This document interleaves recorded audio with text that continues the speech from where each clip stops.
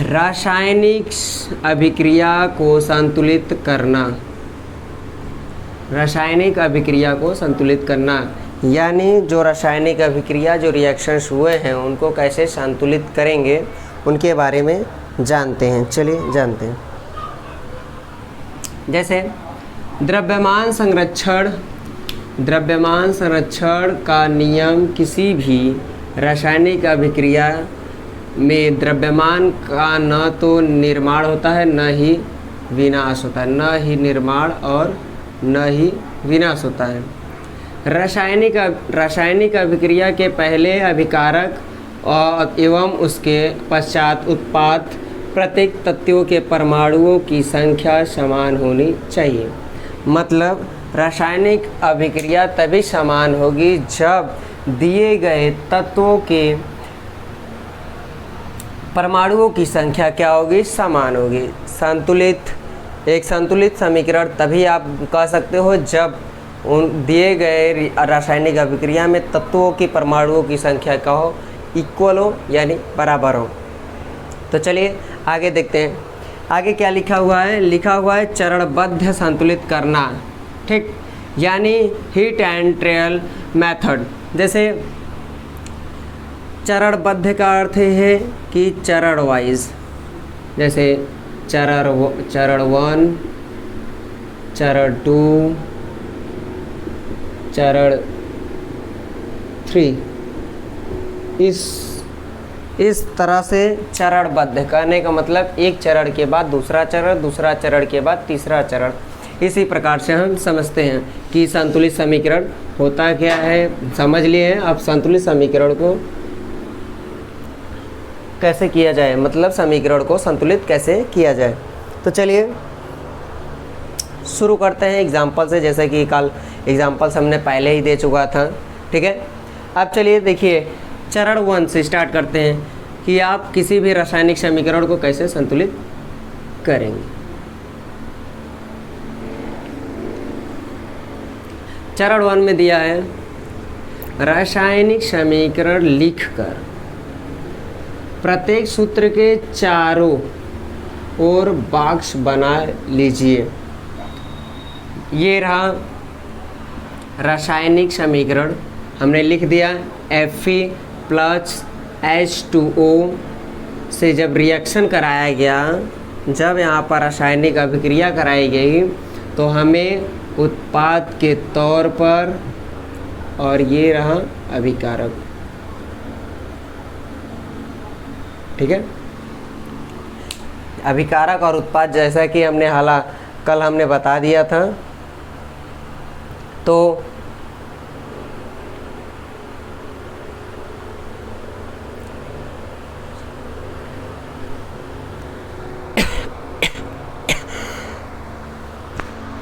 Sorry,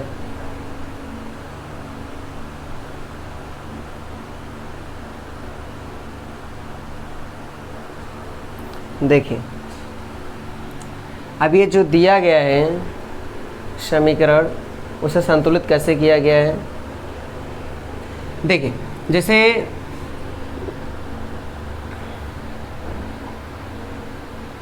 जैसे ये चीज़ें हैं, फेरस प्लस H2O, ठीक है। उत्पाद रिएक्शन कराया गया, उत्पाद मिल गया आपको, हाइड्रोजन क्या हो गया, निकल गया, हाइड्रोजन निकला, ठीक।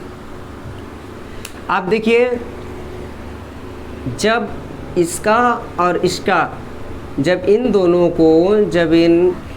को मिलाया गया, जब रासायनिक प्रक्रिया कराई गई, ठीक है, रिएक्शन कराया गया, तो ये उत्पाद में ये दो चीज़ें मिली हमें उत्पाद के तौर पर। अब समझिए कि जो यहाँ फेरस है और ये H2O है प्लस फेरस, अब उसके बाद ये जो दोनों मिले हैं, ठीक है, अब इन दोनों को, ये तो केवल समीकरण हो गया।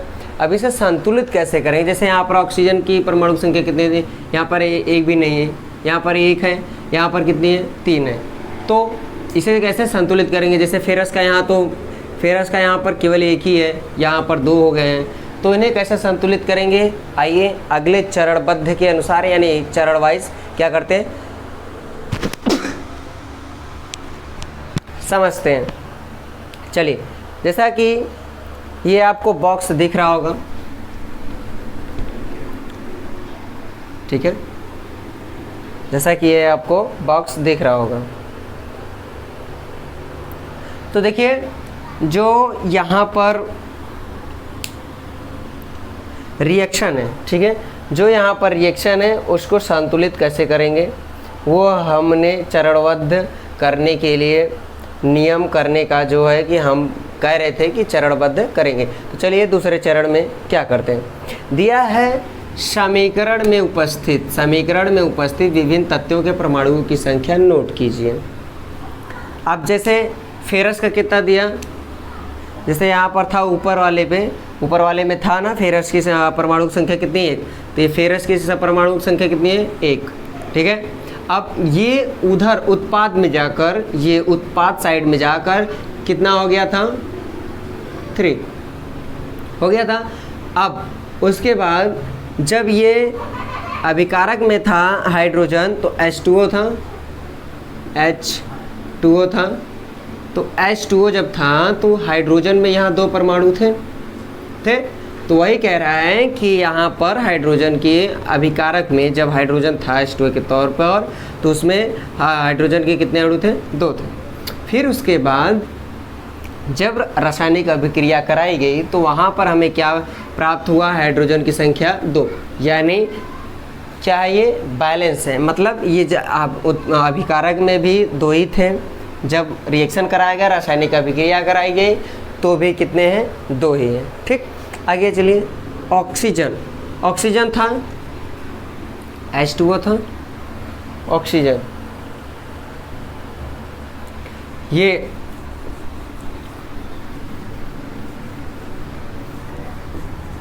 ऑक्सीजन था H2O वाला।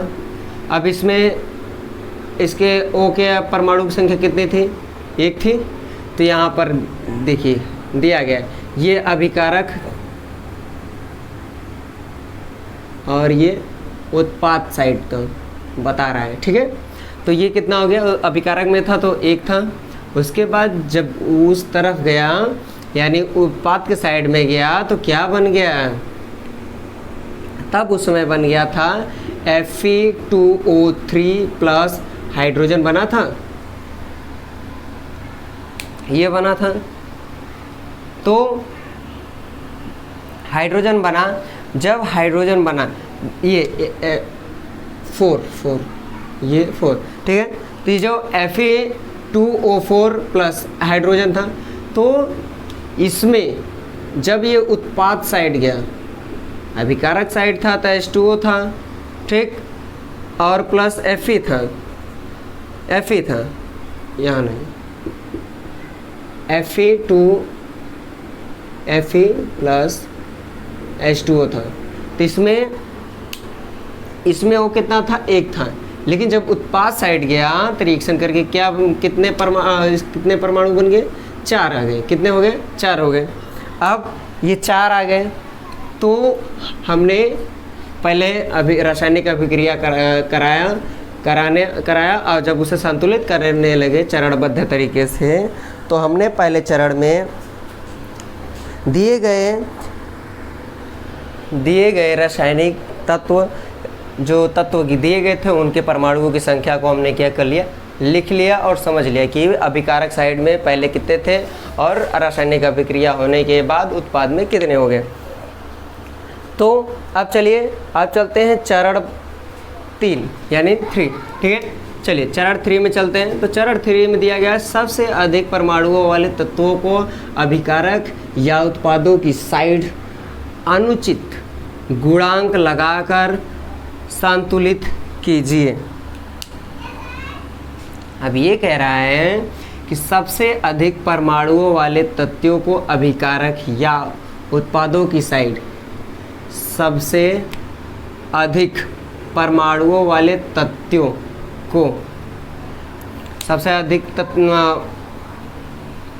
परमाणु वाले तत्व, जैसे ये F है, ये H है, हाइड्रोजन है यहाँ पर। जब ये हाइड्रोजन है, ये अणु, ये परमाणु, जब इसका आप कितने हो गए यहाँ पर 8 हो गए इसके, और इसके कितने हो गए 4 हो गए। तो अब इसको क्या क्या है यहाँ पर गुणांक अनुचित लगाकर क्या करें संतुलित करें। तो यहाँ पर क्या किया Fe था, Fe रख दिया कंटिन्यू, उसके बाद प्लस फिर 4H2O, यहाँ पर क्या ऐड किया कितना ऐड किया 4, उसके बाद रिएक्शन कराया गया तो क्या मिला Fe3O4 प्लस H2 मिला, अब मिल गया ठीक। अब देखिए अभी एक तीसरे चरण में अभी थोड़ा सा ये क्या हुआ संतुलित हुआ है। अभी Fe फिर 4H2O था। अब देखिए अच्छा यहाँ पर कितना है अभी तो यहाँ पर हाइड्रोजन कितने हैं 2, हाइड्रोजन की परमाणु संख्या कितनी हुई 2, लेकिन अब यहाँ पर अभिकारक साइड में 4 दूनी के 8 है, तो अभी तो यहाँ बैलेंस हुआ नहीं है। तो अभी बैलेंस करने के लिए अब चलते हैं चौथे चरण पर, यानी स्टेप वाइज, ठीक है। अगला स्टेप पर चलते हैं, अगले स्टेप में वहाँ समझते हैं कि इसको और कैसे संतुलित कर सकते हैं अच्छे तरीके से।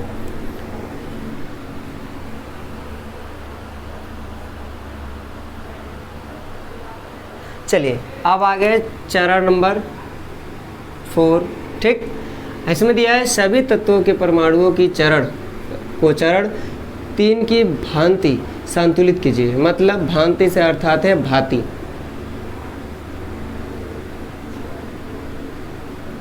यानी जिस तरह से चरण 3 में समीकरण को सॉल्व किया गया था, संतुलित किया गया था, उसी प्रकार चरण 4 में क्या करेंगे संतुलित करेंगे। देखिए जैसे अब यहाँ तो 4 दूनी के 8 हाइड्रोजन के परमाणु थे। अब यहाँ पर फिर क्या किया गया है गुणा किया गया, कितने से 4 से किया गया। तो यहाँ पर हो गए 4 दूनी के 8 हाइड्रोजन, यहाँ भी हो गए 4 दूनी के 8, यहाँ भी हाइड्रोजन के क्या हो गए परमाणु आगे हो गए। अब ये बैलेंस हो गया, हाइड्रोजन बैलेंस हो गया, इसके भी टोटल कितने 8 और इसके भी टोटल कितने 8 हो गए।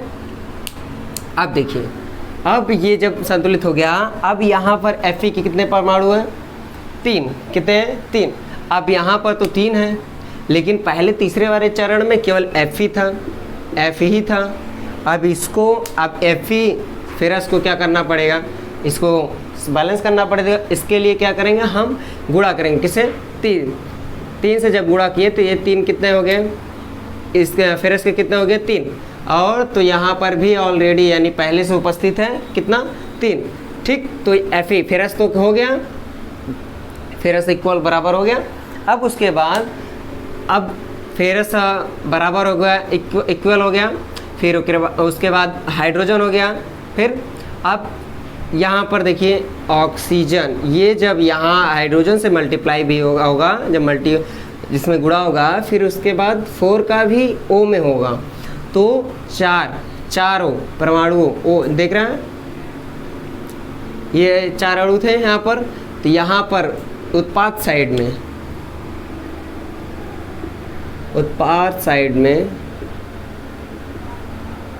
अभिकारक साइड में कितने थे 4 अणु थे। अब ये जब रासायनिक अभिक्रिया कराई गई तो हमें क्या मिला, उत्पाद मिला। तो उत्पाद में ऑक्सीजन की संख्या कितनी हो गई 4 यहाँ पर, और यहाँ पर 4 हो गया, ये बैलेंस हो गया। अब देखिए नीचे देखिए लिखा क्या गया है, नीचे लिखा गया सभी तत्वों के परमाणुओं की संख्या अभिक्रिया के दोनों ओर समान हो गई। तो क्या यह समान हो गई, बराबर हो गया, इक्वल हो गया, बैलेंस हो गया। देखिए यहाँ पर दिया है सभी तत्वों के परमाणु की संख्या अभिक्रिया के दोनों तरफ, यानी LHS और RHS, जिसे हम अभिकारक और उत्पाद बोलते हैं, ठीक। यहाँ फिर से लाइन से सुनिए, दिया गया है अभी सभी तत्वों के परमाणुओं की संख्या अभिक्रिया के दोनों साइड यानी लेफ्ट और राइट क्या हो गई है, समान हो गई, ठीक। अब हो गई हैं, हमने जैसा कि बता दिया फेरस के यहाँ 3 था, यहाँ भी आ गया फेरस के 3, और उसके बाद हाइड्रोजन का था 8, यहाँ भी आ गया 8, और उसके बाद ऑक्सीजन का था 4, तो इस उत्पाद साइड में भी 4 हो गए। ठीक, चलिए अब आगे चलते हैं, देखिए क्या दिया गया है। अब आगे दिया गया है 5वां चरण। अब 5वें चरण में क्या करते हैं, ध्यान से समझिए।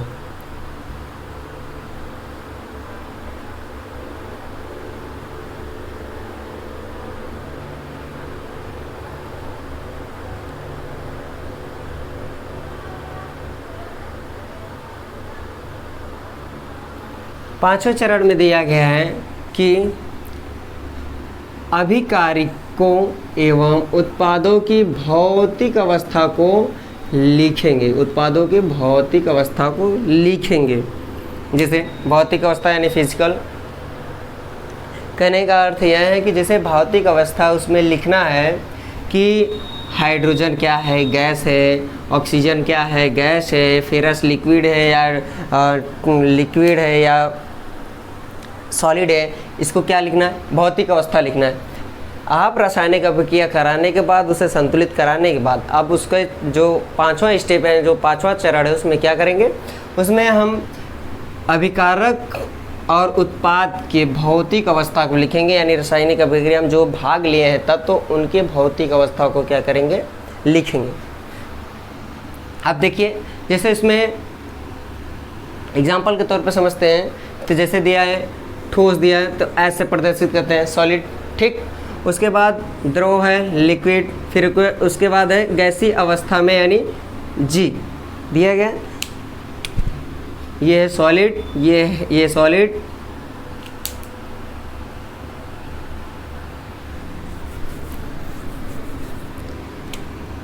ये रहा सॉलिड, ये द्रव और ये गैस, ये 3 अवस्थाएं होती हैं। अब चलिए, दिया गया है जली विलयन को बोलते हैं, एक ही उसे क्या करते हैं, डिनोट करते हैं, ठीक है। अब देखिए, अब हमने संतुलित कर लिया रासायनिक अभिक्रिया को, दोनों पक्षों को, लेफ्ट साइड राइट साइड को क्या कर लिया, इक्वल कर लिया, बैलेंस कर लिया।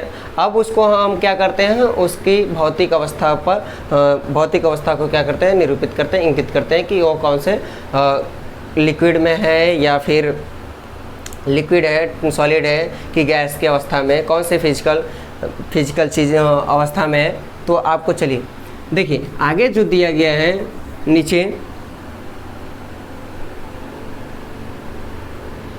देखिए यहाँ दिया गया है 3FeS, ऐसे डिनोट किया गया है, ऐसे डिनोट किया गया है H42OG, मतलब ये, और यहाँ पर है Fe2O3 प्लस H2 4H2 और ये G, यानी ये G S और फिर यहाँ G और S, यानी फेरस क्या है, सॉलिड अवस्था में, और H2 के कौन से अवस्था में इसमें है, गैसीय अवस्था में। ये दिख रहा है, O दिख रहा है ना, क्या है, गैसीय अवस्था। उसके बाद जब रिएक्शन कराया गया तो उत्पाद में जब हमें क्या मिला, उसमें फेरस और ऑक्सीजन जब मिला तो उसमें ये किसका रूप लिया, मिलकर सॉलिड का। फिर उसके बाद जब हाइड्रोजन आया तो हाइड्रोजन 8 हो गया। उसके बाद ये कौन सी अवस्था है, गैस क्या है, सॉलिड है, लिक्विड है कि गैस है, तो क्या है, गैस है, तो गैस से इसके भौतिक अवस्था क्या लिखेंगे, जी से प्रदर्शित करेंगे यानी गैस, ठीक है। तो चलिए आगे समझते हैं, आगे क्या दिया गया है। आशा करता हूँ आपको समझ में आ रहा होगा। चलिए, दिया है चरण 6 में चलते हैं, ठीक है। चरणबद्ध के तरीके से चलते हैं, जैसे चरणबद्ध बोला था, हमें ऊपर दिया गया था कि चरणबद्ध तरीके से रासायनिक समीकरण को सॉल्व करते, तो हम अभी तक 5वें चरण तक थे, अब अगला चरण है 6 नंबर। चलिए, दिया है कुछ आवश्यक परिस्थितियाँ जैसे ताप, दाब, उत्प्रेरक आदि को भी तीर के निशान के ऊपर या नीचे लिखते या लिखें। जैसे अब मान लीजिए वो हाइड्रोजन था, Fe3O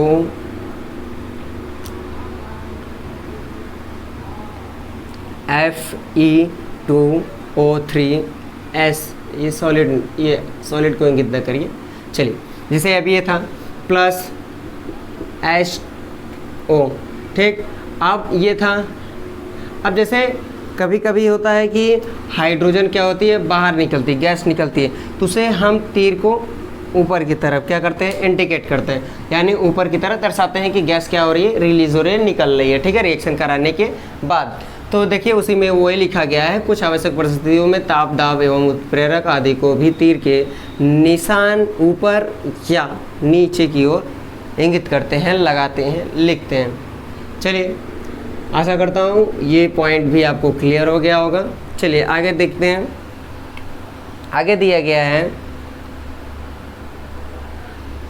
रासायनिक अभिक्रियाओं के प्रकार। रासायनिक अभिक्रियाओं के प्रकार मतलब रासायनिक अभिक्रिया होती कितने प्रकार से है, ठीक है।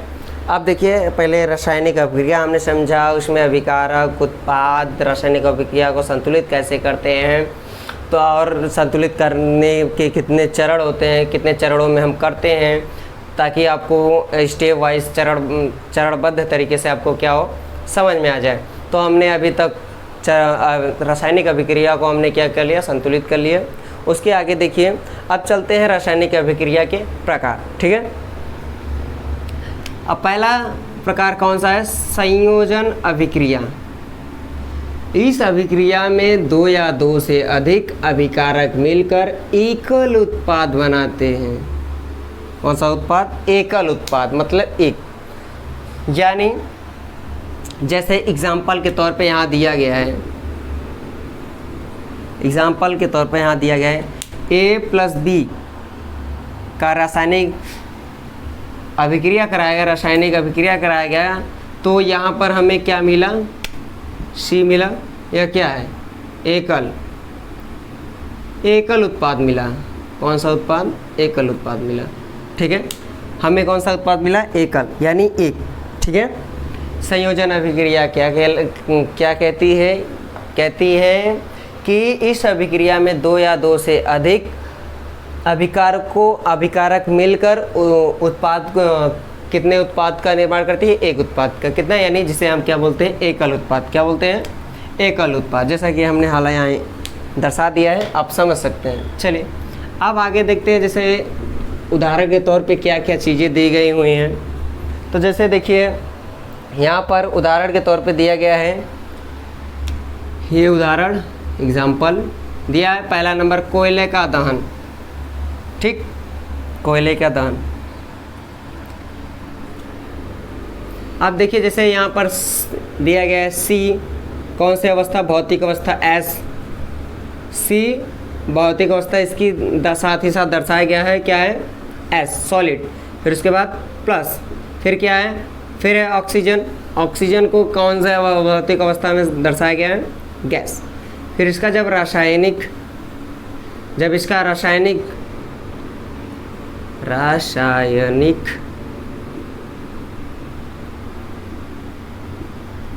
अभिक्रिया, जब रासायनिक अभिक्रिया कराई गई तो हमें क्या मिला, एकल उत्पाद मिला। क्या मिला, उत्पाद मिला। क्यों, क्योंकि देखिए यहाँ पर कार्बन अकेला है, फिर उसके बाद उसमें जो अभिकारक में दोनों ने पार्टिसिपेट किया, भाग लिया, और कार्बन ने, ऑक्सीजन ने, तो यहाँ पर जब रासायनिक अभिक्रिया कराएगी तो उसमें से क्या हमें मिला, कार्बन डाइऑक्साइड। क्या मिला, कार्बन डाइऑक्साइड मिल गया। अब इन दोनों के, ये जब पहले उत्पाद से पहले जब रासायनिक अभिक्रिया नहीं हुई थी तो वो कितने भागों में थे, दो, पहला ऑक्सीजन फिर कार्बन, ठीक है, ये कार्बन और ऑक्सीजन थे।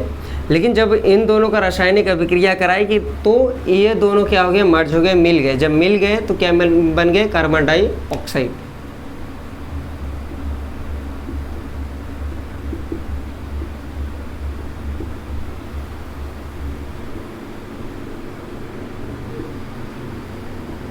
कार्बन डाइऑक्साइड बन गए, ठीक। अब उदाहरण के तौर पे हमने पहला समझ लिया, कोयले का दहन, ठीक है। कार्बन प्लस ऑक्सीजन रासायनिक अभिक्रिया कराया गया तो इसमें क्या मिला, हमें कार्बन डाइऑक्साइड मिला, जो कि क्या कहलाता है, एकल उत्पाद, जो संयोजन अभिक्रिया के अंतर्गत आता है। ठीक है, चलिए अब चलते हैं उदाहरण नंबर 2।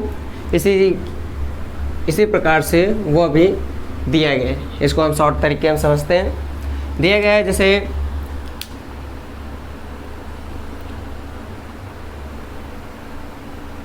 जल का निर्माण दिया है, यहाँ पर ये रहा जल का निर्माण। अब जल के निर्माण में देखिए हाइड्रोजन, ऑक्सीजन, फिर इसके बाद प्लस 2H2 कहने का अर्थात ये यहाँ पर ये, ठीक, रासायनिक अभिक्रिया, ये हाइड्रोजन प्लस ऑक्सीजन मिलकर क्या बनाए, जल बनाए, जल बन गया। अब उसमें उसने संतुलित भी कर दिया है, हाइड्रोजन के 4 और ऑक्सीजन के 2 है, ठीक। तो चलिए तीसरा नंबर उदाहरण समझते हैं। तीसरा नंबर उदाहरण दिया गया है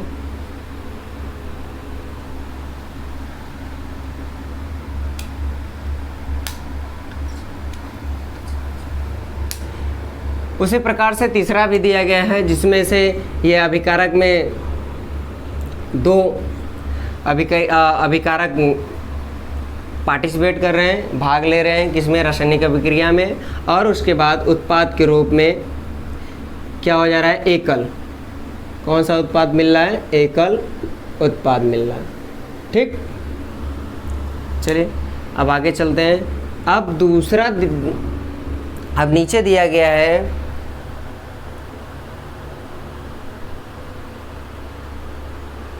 वियोजन अभिक्रिया, दिया गया है वियोजन अभिक्रिया। वियोजन से अर्थात समझिएगा, जैसे चलिए पहले हम पढ़ते हैं वियोजन अभिक्रिया क्या है। दिया है वियोजन अभिक्रिया, इस अभिक्रिया में एकल अभिकारक टूट कर 2 या उससे अधिक उत्पाद बनते हैं, ठीक है। अब जैसे कहने का अर्थात यह है कि जैसे ए है, ए अकेला रासायनिक अभिक्रिया किया, यानी अकेला रासायनिक अभिक्रिया किया, और रासायनिक अभिक्रिया के उपरांत बाद में उत्पाद में उसे क्या मिला, एकल उत्पाद अभिकारक। ये क्या है इस समय यह क्या है, एकल अभिकारक है। इस समय यह क्या है, एकल अभिकारक है। लेकिन जब यहाँ रासायनिक अभिक्रिया कराई गई इसका, तो टूट कर कितने भागों में हो गए, 2 हो गए ना। ए का जब रिएक्शन कराया गया तो क्या मिला हमें, B+C मिल गया उत्पाद के तौर पे। लेकिन जब ये ए रिएक्शन, ये जो B+C से पहले क्या था, जब ए का रिएक्शन कराया गया तो पहले वो क्या था, एकल अभिकारक था, क्या था, एकल। लेकिन बाद में क्या हो गया, 2 भागों में बट गया, यानी ये खुद के ही टुकड़ों में क्या होगा, बट गया, और ये उत्पाद आपको प्राप्त हो गया। चलिए अब इसी के अंदर समझिएगा ऊष्मीय वियोजन।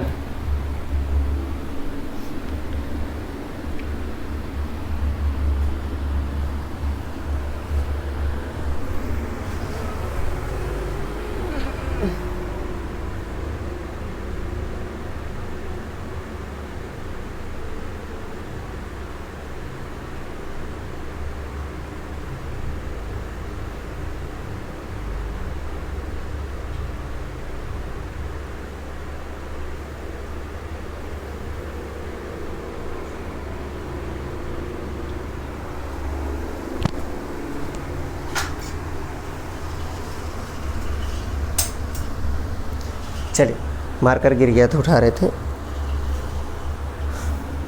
गिरा काउंटर के नीचे चला गया। चलिए समझते हैं ऊष्मीय वियोजन। अब जो है कि दूसरे वाले अभिक्रिया में उसके अंतर्गत, उसके नीचे आपको क्या पढ़ना है, उसमें कुछ पॉइंट्स है, जैसे ऊष्मीय वियोजन यानी ऊष्मा द्वारा किया गया वियोजन, इसके द्वारा ऊष्मा, ठीक है। अब जैसे देखिए नीचे से हीटिंग प्राप्त किए, हीटिंग लग किए, हीट प्रदान किए उसे, उसमें ऊष्मा क्या हुई, पार्टिसिपेट कर रहा है किसमें, रासायनिक अभिक्रिया में ऊष्मा दी जा रही है रासायनिक अभिक्रिया को, ठीक है। यानी अभिकारक है, दो अभिकारक है, उनमें क्या किया जा रहा है, ये दो अभिकारक मान लो ये कोई केमिकल है, ठीक है, प्लस ये मान लीजिए कोई केमिकल है। जब इन दोनों को रासायनिक अभिक्रिया में कराई गई तो उसमें क्या दिया जा रहा है, हीटिंग दी जा रही है, ऊष्मा दी जा रही है। क्या दी जा रही है, ऊष्मा, ठीक। चलिए अब आगे दिया है कि उदाहरण पे दिया है फेरस सल्फेट ऊष्मा, जिसे हम डेल्टा से डिनोट कर सकते हैं, ठीक। किसे, डेल्टा से। फेरस सल्फेट 2FeSO4 जो कि किस अवस्था में है, भौतिक अवस्था इसकी क्या है, सॉलिड है, ठीक। फिर उसके बाद जब इसको ऊष्मा दी गई, हीटिंग प्रदान की गई, तो क्या बन गया ये, पहले तो एकल था अभिकारक, उसके बाद ये टूटने के बाद दो टुकड़ों में डिवाइड हो गया, बढ़ गया। तो जब इसको ऊष्मा दी गई फेरस सल्फेट को, जब उसे ऊष्मा हीट प्रदान किया गया, तो उसके बाद ब्रेक होने के बाद, रासायनिक अभिक्रिया होने के बाद वो कितने भागों में टूट गया ये, 1 2 3, ठीक है। और तब फिर हमको क्या मिल गया, फेरस ऑक्साइड, यहाँ पर फेरस ऑक्साइड, और जिसे हम क्या बोलते हैं, भूरा लाल रंग भी क्या बोलते हैं, ठीक है। इस फेरस ऑक्साइड को हम क्या बोलते हैं, भूरा लाल रंग भी उसे बोलते हैं, फेरस ऑक्साइड को, ठीक है। अब चलिए नीचे दिया गया है उदाहरण, उसे समझते हैं। नीचे दिया गया उदाहरण है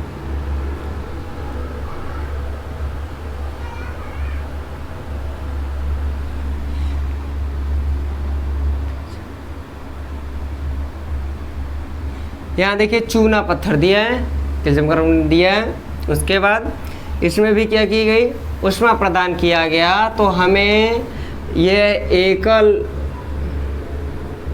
अभिकारक था रासायनिक अभिक्रिया के होने से पहले, लेकिन जब रासायनिक अभिक्रिया कराई गई तो यह क्या हो गया, दो टुकड़ों में विभाजित हो गया, जिसे हम क्या बोलते हैं, बिना बूझा चूना, ठीक।